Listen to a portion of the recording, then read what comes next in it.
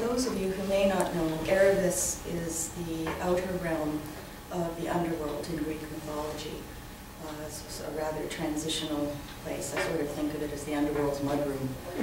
And I'm going to be reading some poems from that. There's 4 color poems in this collection. And I'm going to start with one of them, and I'm going to finish with one of them. And I don't know how many people here would be familiar with Gwendolyn McEwen's work, Toronto poet, now deceased.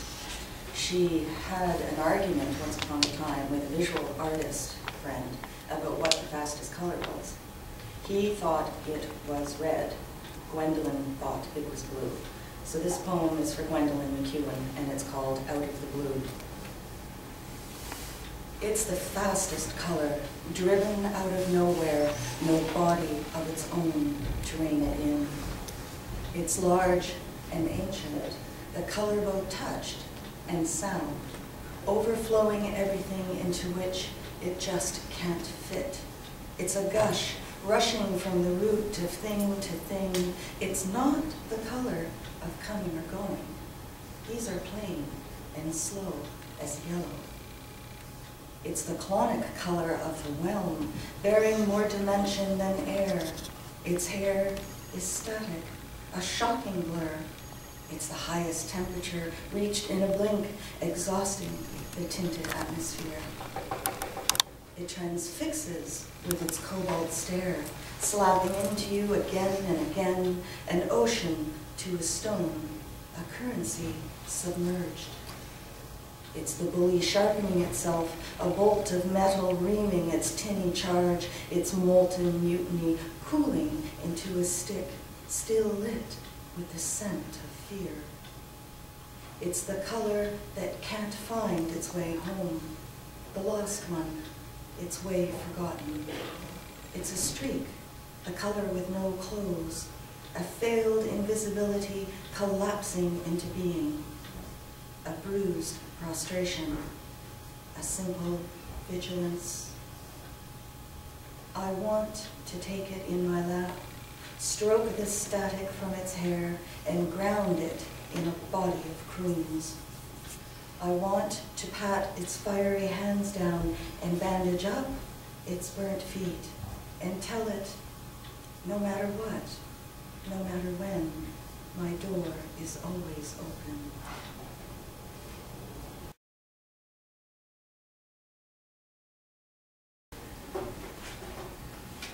Anybody here do yoga?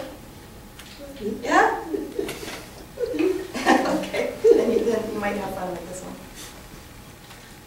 You should love yoga. Kundalini rising.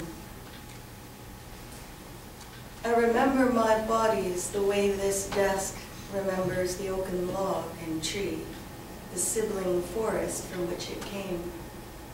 I remember the basements in which I've dwelled, mulishly nudging the shadows through tunnels, lumbering from den to den, a worker ant with the weight of a grum, like a house balanced on my back.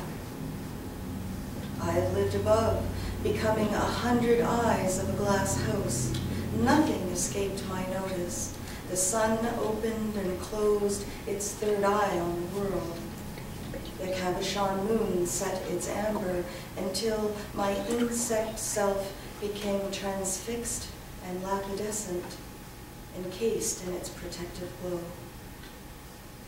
I've lived without windows in a house black as onyx, becoming all ears for tarantula sounds, sprouting antennae to feel my way around, and marveled at how muted and soft the world becomes when the body is robbed of glass.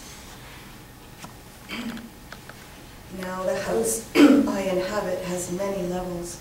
From the upper rooms, the moon is 1,000 suns, and I live vertically for the first time. Uncoiling, I ascend from den to attic nest, Kundalini rising. Meeting all my former selves, I slide past branches on the tree, giving roost to the delicate birds of memory, my tongue putting out the fire in my mouth. I ascend my former bodies, pale as skins along the bone stairs, and brush the sand and flies, the birds and flying ants from my mind, with a hand finally free to shade my eyes.